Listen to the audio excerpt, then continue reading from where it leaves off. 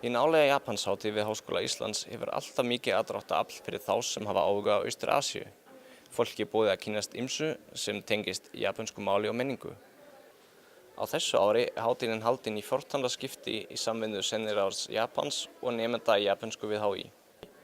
Í tilefni þess var ákveðið að skreyta veröld og halda viðburðinn í nýja húsi Vigdísar.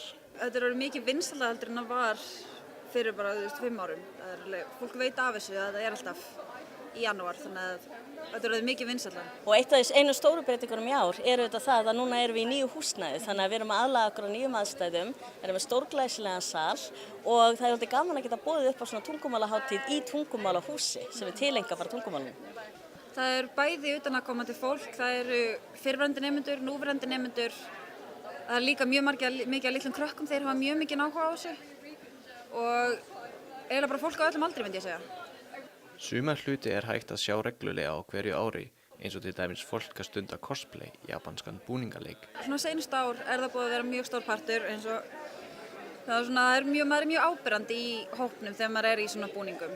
Þá fyrir utan er aftur hægt að fá leiðsögn í origami og manga teikningu sem á aðstoð við að skrifa nöfn með japönsku letri.